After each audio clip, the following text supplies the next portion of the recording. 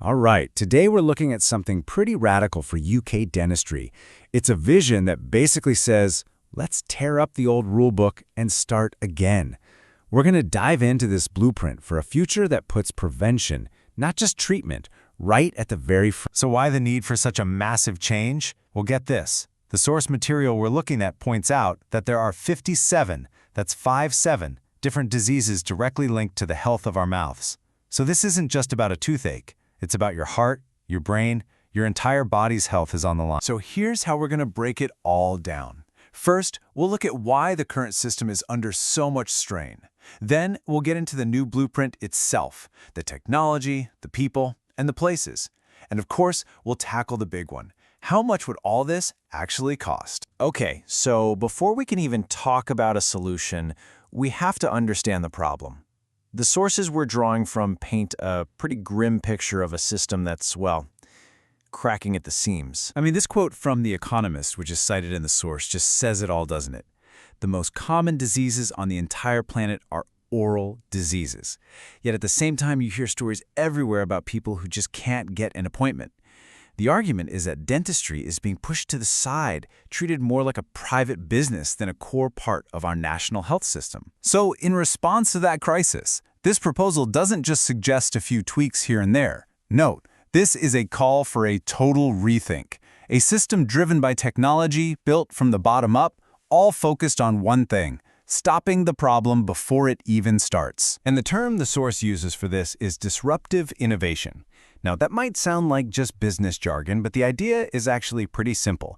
It's not about making the old thing a little bit better. It's about creating something new, something simpler and cheaper that completely changes the game.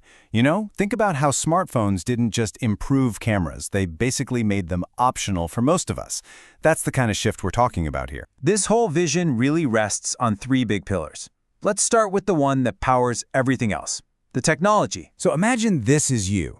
Your journey starts on an app on your phone. You book a slot, pop into a local hub for a quick, painless digital scan done by a nurse. That data gets sent up to the cloud, and AI helps assess it, and then a simple, easy-to-read report lands right back on your phone. If you need to chat with someone, no problem. You connect through teledentistry. It's fast, it's convenient, and suddenly you're in the driver's seat of your own health. And here's a wild side effect of all this tech. According to a document from the Royal College of Surgeons, a massive 64% of dentistry's entire carbon footprint comes just from people driving to and from the clinic. So by shifting all these routine checks online with teledentistry, you're not just making things easier, you're making a huge dent in the profession's environmental impact. But, you know, technology is just a tool. It's nothing without the right people using it.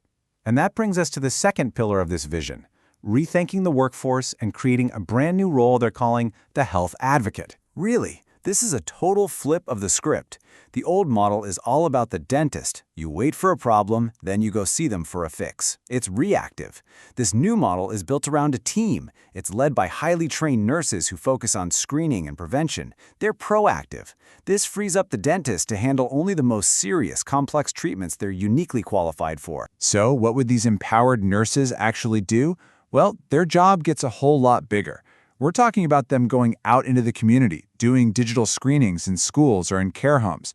They'd be trained to apply preventative materials, take digital impressions, and be the first person you talk to for teledentistry advice.